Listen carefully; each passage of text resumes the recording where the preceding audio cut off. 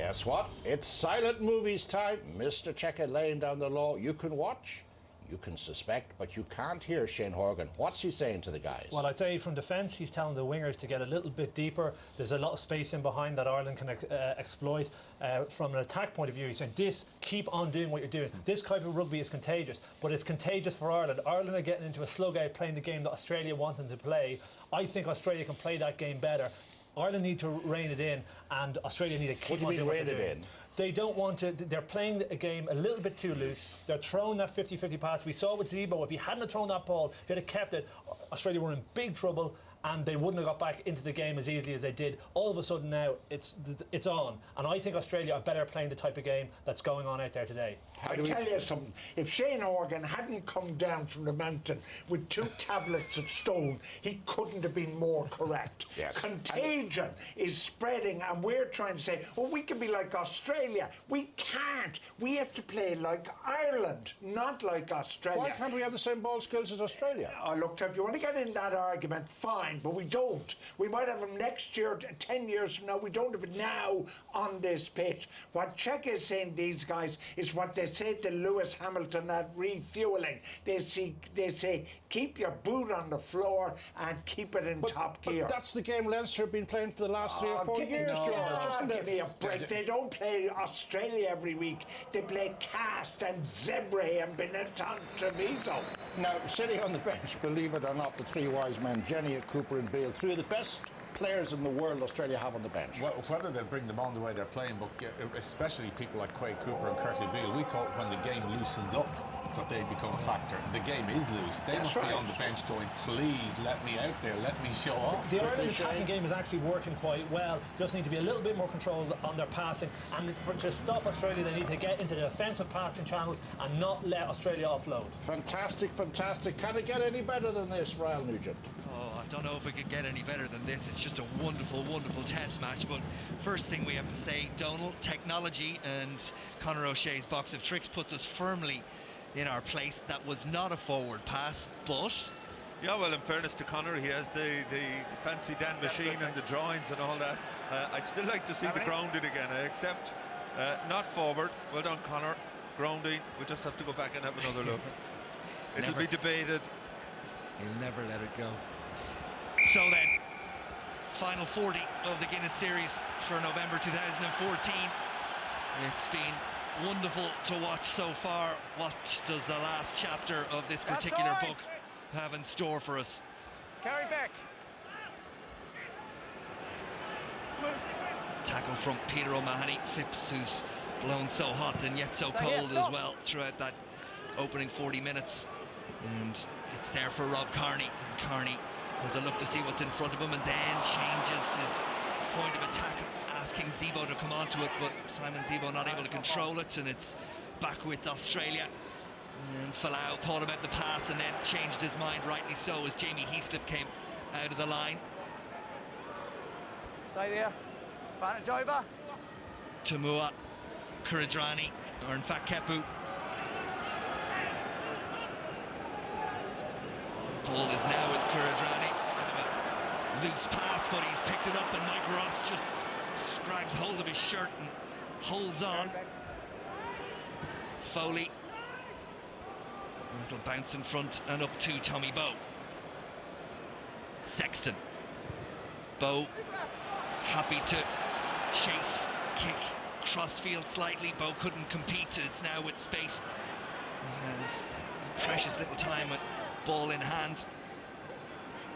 Australia, as we saw in the first half, very comfortable and happy to hold on to possession for long periods of time. Folau takes it into contact. Beston, Ruddocker there. Phipps away to Fainga. And then it's Australia's turn to fumble it a bit with ball in hand, but not knocked forward. O'Connell goes low, Bowe goes high, ball back on the Australian side.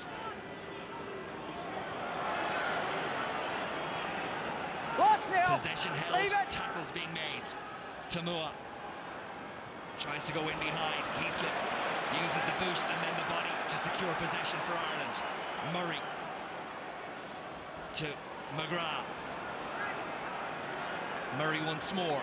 Sexton, little dink over the top, chases it on himself, and it's forward by Phipps, who stuck out an arm like a goalkeeper trying to save it from going beyond him, and in doing so knocked it forward. Yeah, that's exactly. He's always in the second line, almost like a sweeper in soccer. Sexton seen the space, but that goes forward from Phipps.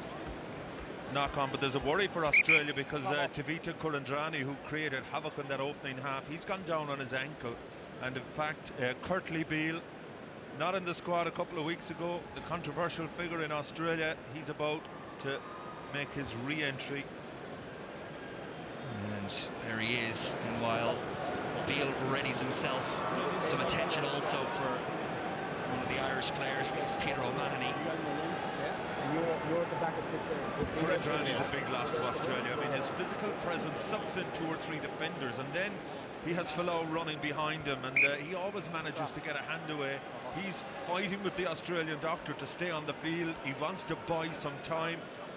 Curtly Beale has the tracksuit off, so there's a big decision to be made here. Looks like they might give him a moment or two to see if he can back to his full agility. Interestingly, it's a put into the Irish scrum, so will they try and create something to run at Kurandrani and test whether he's up to it or not? Irish aligned with Sexton over on the far side, Carney behind the scrum, Darcy at first receiver on this side, and Australia get a push on the Irish scrum, and where's the ball? No, tackle! Ireland did enough in a scrappy scrum to hold on to possession. Here's Sexton, and then Henshaw, and he offloads a little bit of room for Zebo. Spate comes back inside, Simon Zebo dances away from 2. 7 out! Hooper eventually puts him to ground. Murray and Sexton. O'Mahony, who's back on his feet and holds on, and it's Hooper there again to drive over and try and get possession for Australia, but they did so illegally, and Ireland will get the penalty. Number 6, stay up. Penalty against Luke Jones, I think. Yeah, Jones, who's only come into the squad in the last week, Shot. really involved in the game, but Zebo just managing to keep the ball alive. And the Australians going off their feet, and that's what Ireland need to do. I agree with the lads in the studio. Really, Ireland facilitating the way Australia want to play. They're thrilled to see a loose, open game.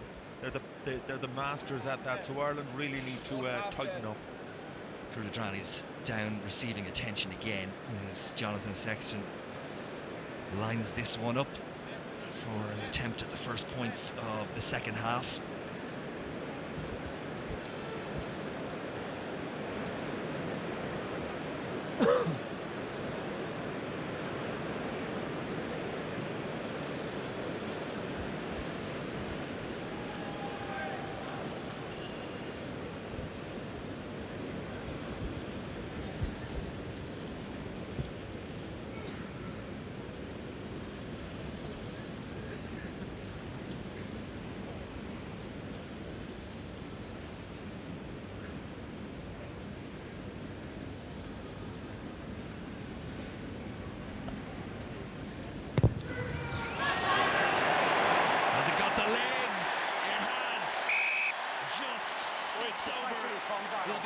Jonathan Sexton, but it registers the first 3 points of the second half, and Ireland lead it by 23 points to 20. Well, if that was 6 inches further out, it would have come off the post.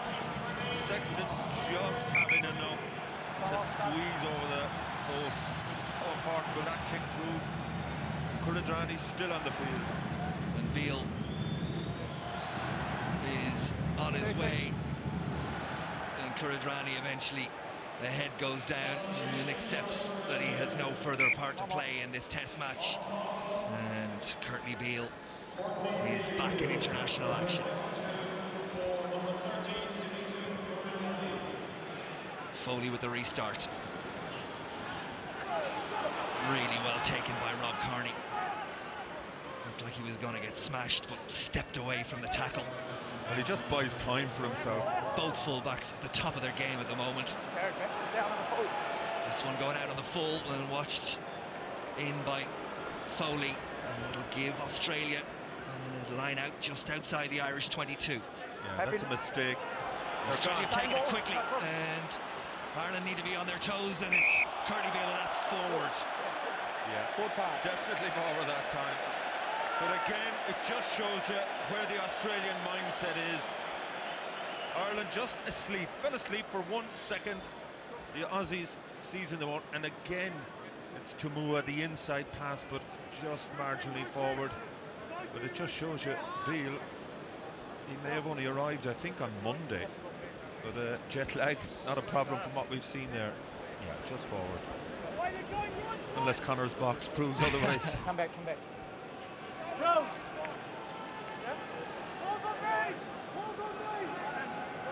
Crouch! No. Bind! Sit! Ireland were in a little bit of trouble in the last scrum, and Australia maybe sensing it's a point of weakness and having to go again, and it's careful that it doesn't go around, and it does enough. The Australian scrum to award a penalty against Ireland, and it seems that it was Rhys Ruddock who was the man that was singled out for breaking his bind. Yeah, Australia, they're not accustomed to winning penalty scrums. Mike Ross was under big pressure, but Ruddock, the one who was penalised. You must have at least your shoulder attached to the scrum, and Glenn Jackson was in the perfect position.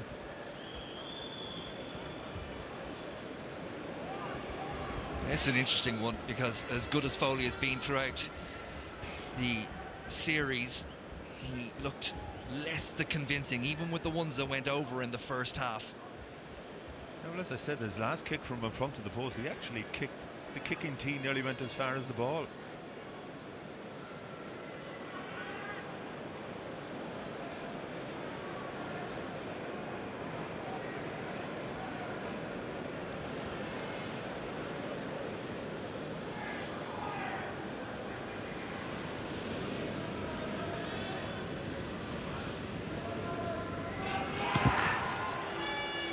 Struck it better, and up go the flags, and we're tied up again. 48.5 minutes, 23 apiece at the Aviva. Well, it's amazing, you know, all the predictions before the game. Difficult to go for one side or the other. Nothing between the teams. Here we are, the 49th minute, 23 points all, and the crowd now looking to get back behind Ireland at the moment. 32nd international between these sides. Ireland have won 9, Australia 21, one draw of course back in 2009 in Croke Park. We're tied up at the moment as Zebo makes the tackle on McCalman, who's there for Phipps and Foley. Kepu O'Connor up to make the tackle along with O'Mahony. Phipps again, and Ireland look to come through. The passing from Phipps at times left a bit to be desired. Carney for Sexton. Bow and Sexton there to chase off, or Bow and Carney I should say, to chase Sexton's kick, but that's really well taken by Kirtley Beale. Phipps is there, pass to Tumua. Australia happy to keep the ball in hand. The spate is met by Darcy and Best. Phipps for Tumua. Australia again, ball in hand. Ireland up quickly, recycle quickly now, and the numbers flood this near side, and here's Israel Folau and Adam Ashley Cooper. Lovely tackle from Tommy Bowe, and enough follow-up from Henshaw to ensure the ball into touch and possession turnover. Ireland get the line out. But they're just so dangerous. A willingness to keep the ball in hands. How many teams would look to kick out a defence? But look at the support. Beale, Adam Ashley Cooper, another outstanding player, of course, played a lot of rugby in the centre, but just game bakers everywhere, and that really is the challenge that Ireland face, and it puts your defensive line under so much pressure. Jack McGrath and Rory Best have the little chat to communicate the call. Best goes for Paul O'Connell, finds his captain, and Heaslip heads towards the back of that maul, and Best has the ball. Ruddock gets in, and can Ireland get a bit of momentum moving forward, just change the point of attack ever so slightly and eke out another couple of yards, and if this wheels around there might be more in it, but the referee is going to penalise Australia. Well, I think the message has got through to Ireland now. It's a question of going back to basics, take them on up front, play the territorial game that O'Gara spoke about before the match. We've seen very little in terms of the line-out maul from Ireland because of lack of opportunity more than any other reason. But Sexton now rewarding the forwards with that territorial game. And up towards the Australian 22 we go, and you know it's likely that we'll go to the maul again as Ireland look to suck a little bit of the life and the momentum out of Australia's play. Towards the tail, and Australia running all the way, and it's taken by Rob Simmons and Phipps, and that's a poor effort. They'll be disappointed, Ireland, in one of the strong facets of play in Australia through Ashley Cooper come away with the ball. Phipps and Tamua combine, and Australia forward momentum once more. Ireland can do precious little to slow the ball down when it goes into contact. Poor kick for once. Tommy Bowe, time to look up and decide what to do. Curtly Beale followed the kick and puts Ireland's try score from the first half to ground. Henshaw, little kick and go, but Fainga read it. Toner makes the tackle. Kepu sets over the ball. Phipps eventually arrives. McCalman. Phipps again. It's just wave after wave of Australian attacking. It puts Ireland on the back foot defensively now. Eastlip needs to get out of there as the tackler. To tackle, rapid form. Tackle. And he didn't. Rapid form, so tackle. I tell you, Sci-Fi Inga did unbelievably well to make a tackle there, because it looked as if he pulled a muscle. And Australia are looking to the bench. Yeah, I think Fainga will be gone. As we look at Spade taking the ball into contact, he does tend to stand very upright, which facilitates Ireland's attempt at the choke tackle. There's all kinds of changes coming, I think. 6. Time off. 6. 6 is Luke Jones. In his place comes Jake Schatz. And again, I think Schatz only arrived last week, so Australia, they're down Scott Fardy, Higginbottom, Time on. Wycliffe Talu, so a lot of issues for them in the back row. Fainga's okay to throw the ball into this line-out, which Australia win, and Tamua, who's been impressive for green and gold. Australia through Phipps, come again. Here's Curtly Beale, got it at the second bite. Tamua wrapped up by O'Mahony and run up there as well, and then off the feet go the Australians, and Ireland get the penalty and the turnover at the breakdown. Yeah, again, all that coming from the pressure that Ireland exerted. Peter O'Mahony doing well, but Matt Tamua, as you said, that role of the playmaker, he's really excelled in that, but forced backwards on that occasion. And again, Ireland will look to the maul here. The second half of this game far more like what we saw against South Africa, in terms of the Irish team trying to think their way through the game rather than just play with that passion and heads up. There's a far more structure to what they're doing in the opening 15 minutes of the second half. Australia, true to form, will keep playing at pace, keep playing in front, what's in front of them, and try to adapt, but it's a far more cagey affair. Well, I've no doubt that was discussed in the dressing room at half-time. Rory Best finds Paul O'Connell, who immediately releases to Conor Murray, Jonathan Sexton and Henshaw. It's a chance to run at the Australian defence. Murray through a crowd. Sexton, lovely offload. Here's Tommy Bowe, a little bit of space, slipper in front of him. Bowe got to by Hooper. O'Mahony hits him. Australian captain just gets on his feet and makes the tackle again. Did the referee call maul before it went to ground? Yes, he did. And that down to the work of the Australian captain. Yeah, great awareness, and that's what Hooper is so good at. Peter O'Mahony just got himself isolated, and Hooper wrapped his hands around it, managed to hold it up. And if Ireland are good at the choke, Australia learning as well. But Tommy Bowe, he's had very few opportunities with ball in hand, but every time managing to get in behind the Australians. But great work there from Michael Hooper. And the Australian scrum, Ryan, it's put Ireland under pressure in the last two engagements.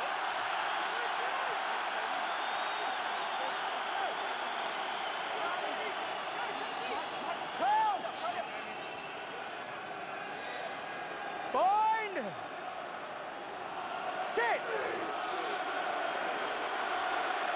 This time Ireland look to get the squeeze, and it's there for Phipps, and then Spates, and he runs a straight line, and Jonathan Sexton makes the tackle. Ireland go in looking to turn it over, but are unsuccessful. Phipps has, and offloads to the new man, Jake Schatz. Carry back. With Stay here. Foley. Down the middle of the field it goes, bounces up and taken by Rob Kearney. Strong defensive line up from Australia. Sexton, Darcy, McCalman tries to get to him. Darcy put to ground. Kepu on the wrong side.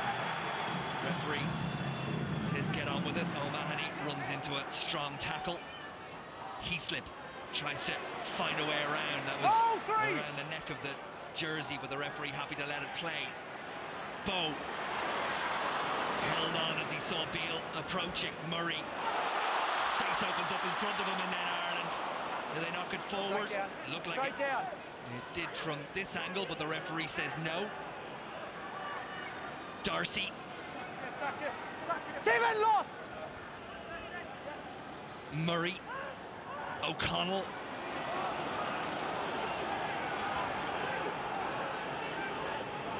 Darcy slow to get on his feet as the ball gets to Simon Zebo. Bow goes outside him. Zebo comes back inside. Ireland need to control it and just about do enough. Darcy continues to receive attention as the ball is protected now by Ireland. O'Connell needs help, isolated for just a moment. Help arrives. Murray, Sexton, and out wide is Kearney. One of the gas to go around. Spade hit him and hit him hard, and Rob Kearney is very, very slow to move. But the referee, happy that everything was fine with the tackle from Henry Spade, allows the game to continue. And Ireland Darcy 1, Kearney the other. So much happening in this game, it's impossible to keep up with it. I think Gordon Darcy is in trouble. Ian Madigan has his top off, so he's coming in. As we just see a brilliant pass from Johnny Sexton. The hit from Spade, he's committed. He's committed, no question. Concussion test here. Rob Kearney thankfully back in his feet, but Gordon Darcy, now we have a whole new midfield combination. Yeah, you just see it there again. I think he manages to shove Rob Kearney's head into the dirt, and a great reception for Gordon Darcy. Come on. You just wonder, Royal, will this be Madigan's stage? You know, he played really well against Georgia last week, toying between 10 and 12. Big opportunity for him now. Best goes towards the tail. Didn't look straight to me, but the referee wasn't behind it and lets it continue. Now he's got the word from his touch judge on the far side, or indeed maybe Nigel Owens on this side, one way or the other. Yeah, I think it was Nigel Owens, and you know, you felt that one was more crooked than the one that was called up early on. Madigan getting into the game almost immediately. You just see it drifting on the outside there. 9.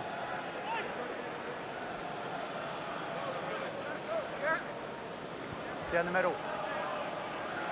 Rob Kearney in position, looks none the worse after a slow recovery from that terrific tackle from Spade. Yeah, and the evidence we've seen, both scrums are under pressure on their own put-in, so Ireland will look to have a go here. Phipps feeds, Ireland get the squeeze on, McCalman has a look and it's over on Ireland's side. Sexton in behind, he looks to go, and that is inch perfect. Brilliant. And he's not happy, he feels like he was hit late. Or whatever about that, the kick was superb. Well, you just see here, Mike Ross does brilliantly, putting pressure on James Slipper, and the ball just bouncing into the Irish side, but Sexton now is achieving the territory Ireland need. And Hooper is fed by Fainga, who's throwing, by the way, from about a yard inside the line, by my calculations, on just about every throw, but hasn't been picked up. Australia secure it. Back with Foley, the crowd really involved and engaged as the ball falls to Zebo, and Kearney's taking about a drop it goal from all the way out there, off the post, and Falau has, and into touch it goes. What an execution of a drop goal from an angle and distance by Ireland's full-back. We've seen him do it before, just inches from being magnificent. But look how far out he is. It's an unbelievable kick, and even more so, had it gone over, I think it would have had metres to spare.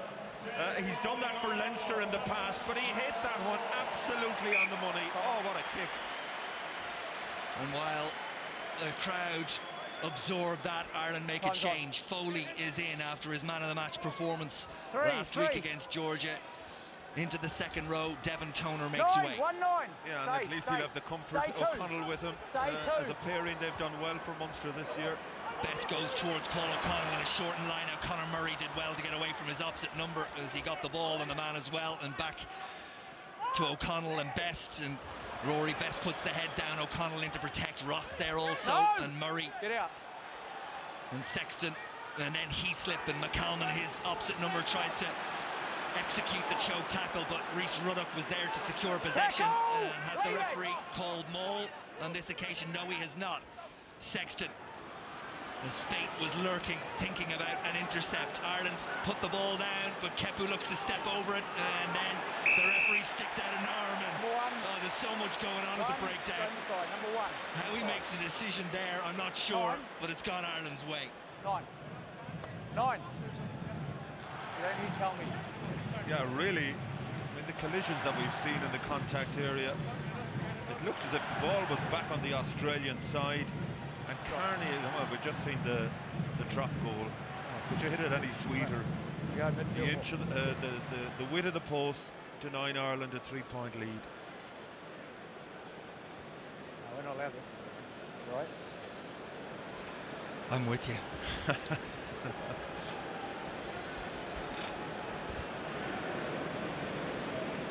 Huge kick for Sexton Just now. tell number 6, he needs to come. Yes, the body tires and the clock ticks on after the physical exertions of the first hour. And we saw in the evidence of his last kick from a similar position, it just about got home.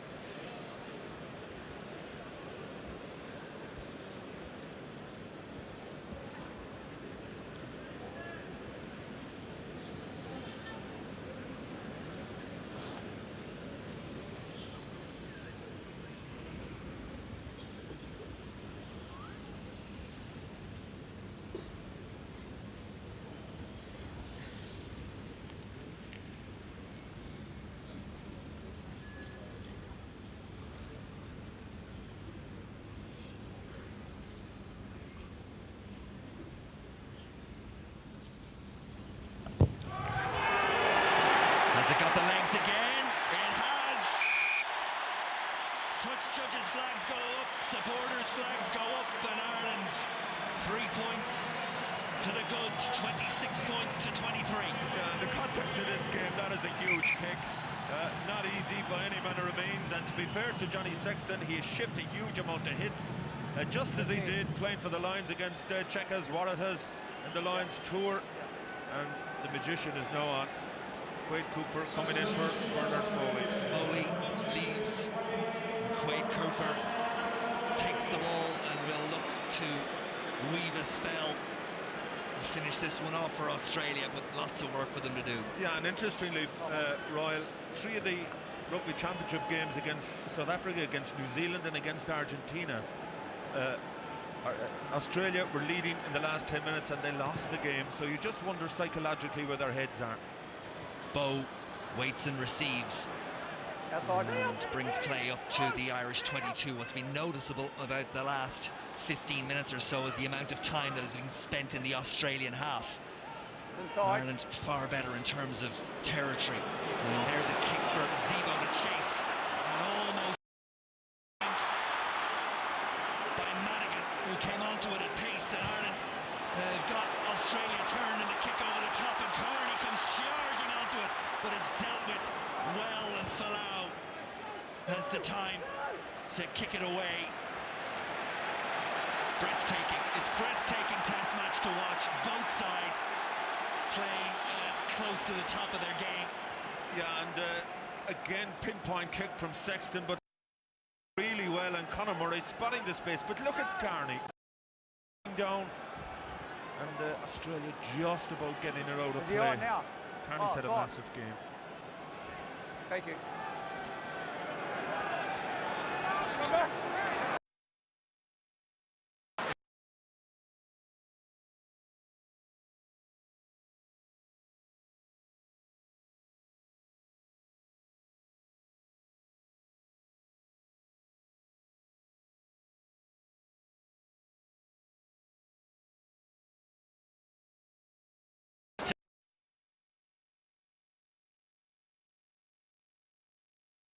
Little help. Murray sends Bow foraging. And where's it off to? It's there with Curtly Beale. Did well in the contest with Tommy Bow. Kepa uses the feet when the ball won't come, and the referee says penalty Australia. Yeah, I think Tommy Bow, you must be seen to make an effort to roll away. But you can see On his feet. the influence of Aussie rules, the way the Australians play. They spend a lot of time training with each other, and just the way they hang in the air, they're brilliant under the high ball. We saw it from Folau in the opening half, Curtly Beale on that occasion.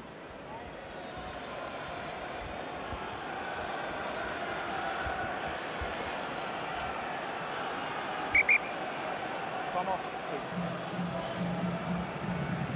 Change at hooker for Ireland. Sean Cronin comes in as Rory Best makes way. Come on. And Cronin was excellent when he came on against South Africa. He has lightning pace.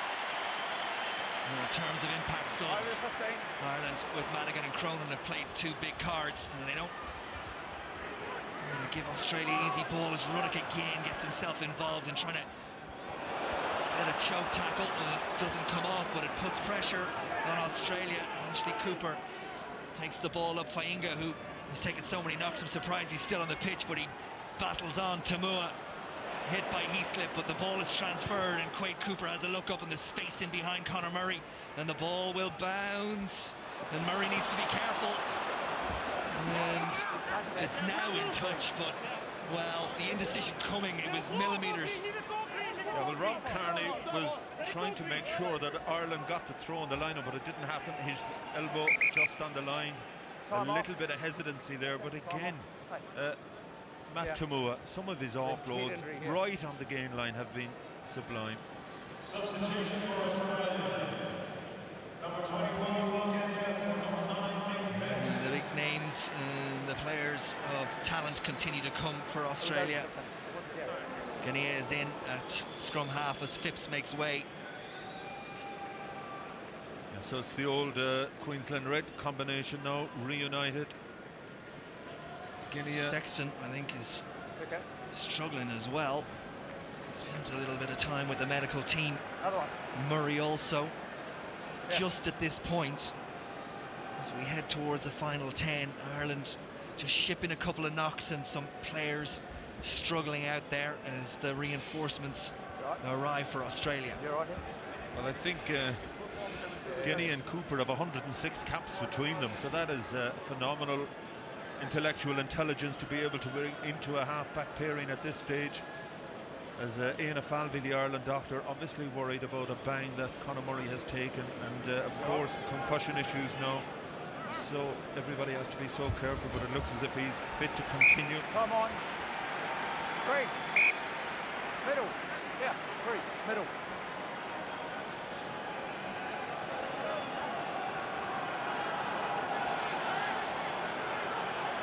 Fainga finds his man, and Hooper comes away with it, and then it's Guinea, and a little work from Cooper and Spate in midfield, and Ireland's new centre partnership absolutely tested in defence, and Australia build the momentum.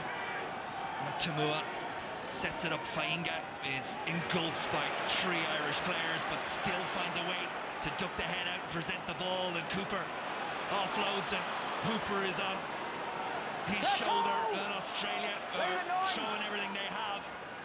Guinea, and they have men out wide. Up quickly came Zebo, good decision, slipper outside the prop forward. Henshaw gets his hands around him, and it was surely not forward. But desperate scramble defence from Ireland as the magicians in the Australian backline so many magicians, that's the problem. You just can't keep your eye off any of them. And Cooper there keeping the ball alive. I think Ireland fortunate that James Slipper, the prop, was the one who was out wide. Madigan doing well to come across. A very important tackle as well from Simon Zebo.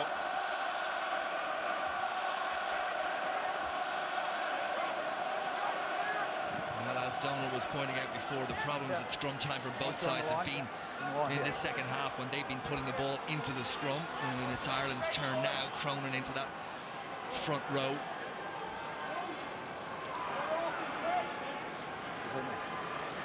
Crouch! Okay. 3. Patience. Just looking down to the benches to see if there's any more movement, and there is for Australia. James Make Hansen sure we and wait till I buy. Faulkner, front rowers, are being warmed Okay. up.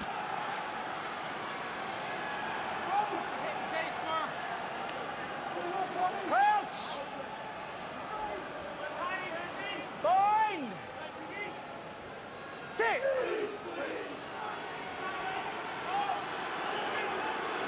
And have they done enough? The referee says Slip. there's a slip from the front rows, and he'll reset. Real pressure on the Ireland scrum here.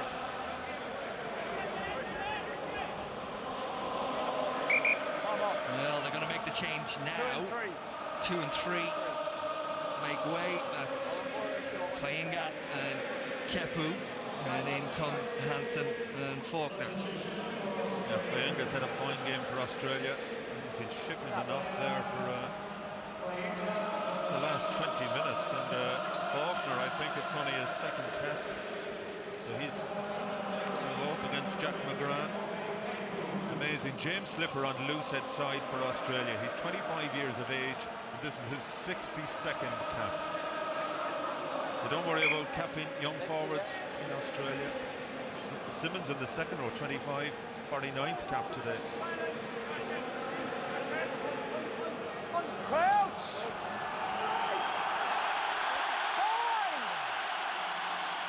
Crowd bark out their encouragement. Hang on, sorry. No, time.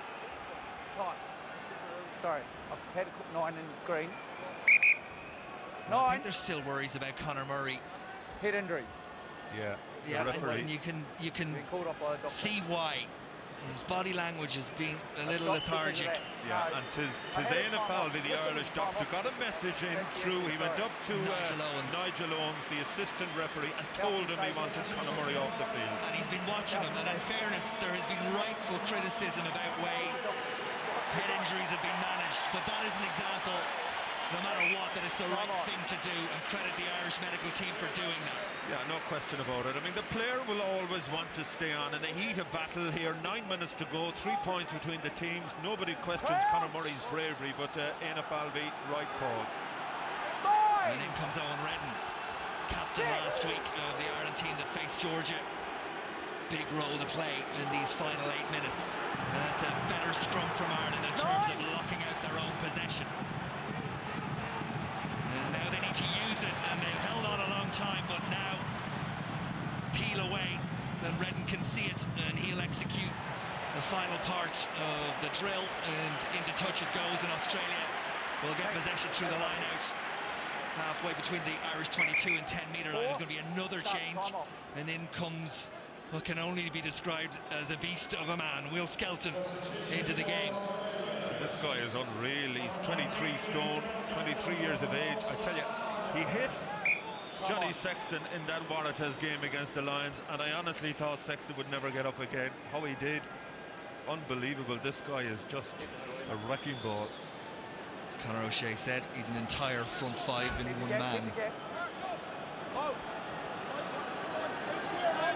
Here's Hansen. Clock ticks on into the final 8 minutes. Tamua. Ashley Cooper. Sexton made the tackle. Here's Quade Cooper, and Beale drops it for a moment, and Falau picks it up with one arm, and Ireland scramble, but Falau does well. Thank you, mate. Gania. Ball's out. Caught play by on. McGrath. There's Skelton, and you can see the immediate impact of his physical presence with tired Irish bodies. Cooper, Slipper. Leave it now, Ireland's defence questions again. so strong against South Africa. Asked now by an inventive Australian attack to continue to make the tackles. Here's Beale. Folau on his shoulder. Ireland looked to execute the choke tackle again, but the ball goes to ground. There was no maul formed, and the crowd won't like it, but the right decision. Yeah, Beale is on the ground there. Again, Ireland in defence. Rhys Ruddock there, he's had another marvellous game today. Ian Madigan also putting his body on the line. Oh, there's Skelton. Jesus. Dave Foley just blown out of the way. 1 second row on another with about a 4-stone advantage, I'd say. Let's go. 9.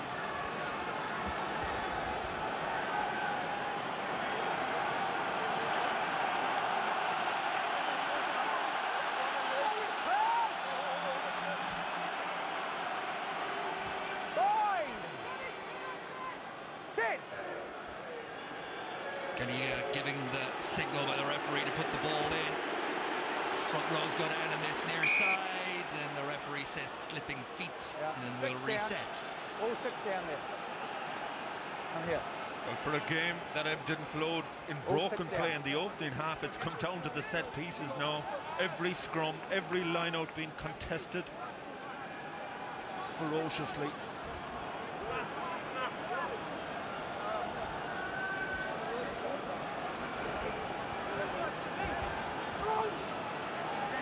Ross has put on another huge shift. Bind! 6!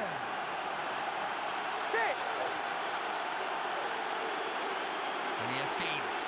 It's a better scrum from Australia. Ireland hold firm. McConnell digs it out, but the referee penalises Australia, and O'Connell celebrates as if it were a try.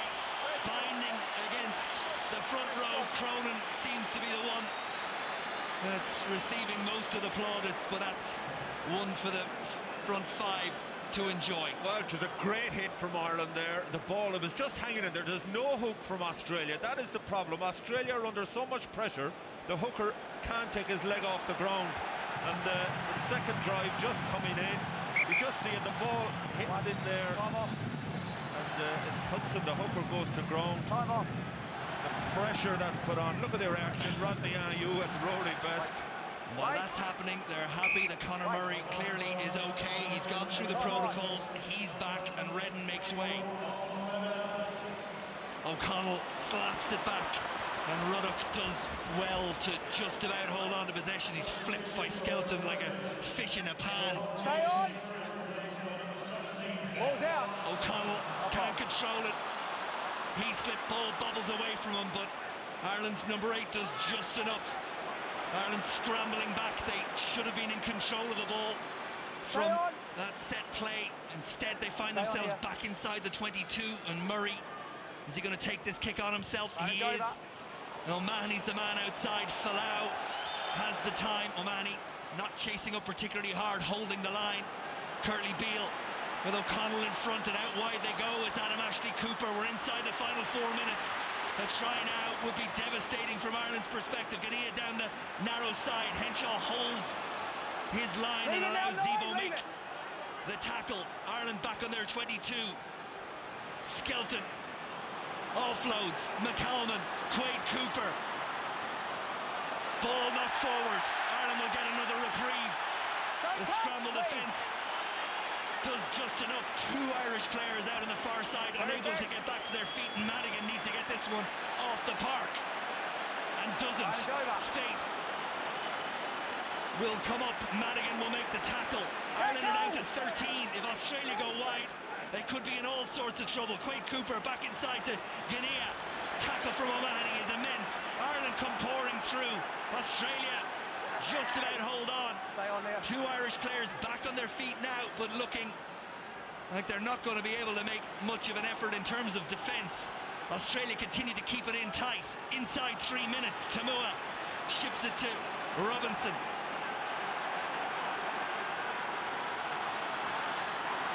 Hooper knocks it forward. And Ireland send it downfield. try to turn Henry's face, and they'll be happy enough to see it to go into touch. Well, that's a phenomenal kick from Robbie Henshaw, but Australia, they missed a trick, they missed an opportunity. They came back on the blind side. 2 Ireland players out injured on the far side. You felt they had to go right, they didn't do that. Hooper of all people losing possession, and Henshaw, he had a brilliant kick against South Africa that led to a try. That's equally as important.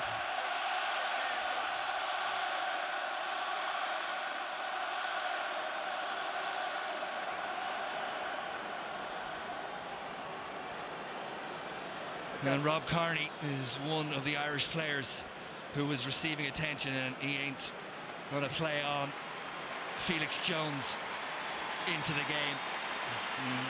Read the lips suggests I'm okay, but not okay enough to continue on. Well, he's had such an influence on the game in terms of his chasing and his catching, but Felix Jones required now to close this game out. And you go back to the New Zealand game last year, it went to the very last second. This one is going to do likewise. The referee's not allowing it continue. Éanna Falvey's had another word with the referee, and he wants to have a look at Sexton. No, you stop playing, get off. Yeah, well, it's Johnny Sexton this time, and Glenn Jackson losing the head a little bit. Just as well Ireland don't have another game next week. So Redden comes in. Madigan will move to out half. You know what? They can. Yeah, he's very groggy looking. So Conor Murray is being sent out, I presume, to play. No, we'll go to out half. We've seen Madigan is there.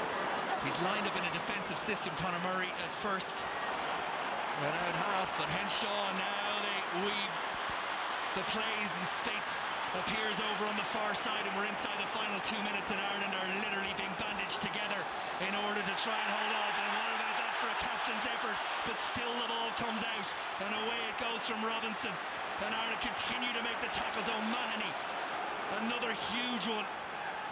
Skelton, Madigan in to help make the tackle. McGrath was the one that went low. Tamua, Cooper, Falau. Ball offloaded. McCalman with Spade outside. Conor Murray across to make the tackle. Australia come again, find themselves inside Ireland's half, but again, up quickly come Ireland. Need not to give away the penalty. Tamua, Skelton, held on to by O'Mahony. Madigan helped to put him to ground. Up comes O'Connell. Beale is his target on this occasion. Guinea offloads to Cooper. They look to come back inside. Foley, along with McGrath, make the tackles. Australia have it again. 8 phases. Just over the halfway line. 45 seconds as Ireland look for a clean sweep in the November series. The crowd on their feet. The noise immense from the Aviva. The effort defensively from Ireland equal to that.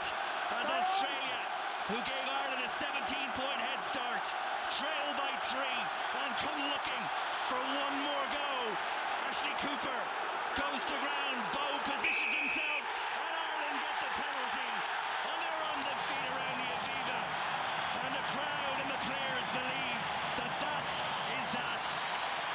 Well, Ian Madigan, the one getting the pass, but what defense, what a hit by Paul O'Connell. When they talk about leading by example, that's exactly what they mean. But Australia keeping the ball alive, keeping it in hand. It's in the red, the game is over, and Ireland have won. Oh, they've won it. And that was a victory for the collective, if ever there was one. Everyone played their part. Everyone did what was asked of them in adversity. Make no doubt that is an outstanding Australian team, albeit still in development. But they asked every question, and Ireland found the answers. An absorbing test match, a wonderful test match, and something to relish. Well, it was an outstanding game, a brilliant contest. Varied the way it went, and the first half was loose all over the place. The second half, Ireland tightened up their game, and you have to say, on the back of what happened against New Zealand last year, what a character-building exercise this game will prove for Ireland. To beat South Africa, back it up by beating Australia, is an unbelievable 3 weeks for Ireland, and going into next year's World Cup, because they won't meet a Southern Hemisphere team until the World Cup. Well, quickly, let's talk about the man of the match. Well, you just heard the cheers from the crowd and the response. Paul O'Connell leading by example. That tackle in the end was unreal. He is the RTE Guinness man of the match. Well, there were a number of candidates on a piece of paper before the last 10 minutes, but O'Connell immense in those final moments, and really as the captain of a side that put it together in the way they did, deserving so. And Australia, well, I think they'll probably take a lot of positives from this, remembering that there were players coming in late to this tour, some of the so-called bad boys back in the fold, a new coach, and plenty for them to build on, and they will be some force by the time the World Cup rolls around. Yeah, they will, and you have to look at it from Michael Cheika's point of view. He was appointed coach 4 days before they left on the plane. And, you know, it's been a difficult tour for them, but they've showed character as well. They've been pilloried at home for their off-field activities. But Cheika, I think by the time the World Cup comes around, they're in a pool with Wales and England. So you're going to have one of the big boys gone. As a result of that, I think Warren Gatland and Stuart Lancaster will be looking over their shoulder, worrying about Cheika's appointment. An absolute belter of a game finishes at the Aviva Stadium. The final score for the record: Ireland 26, Australia 23.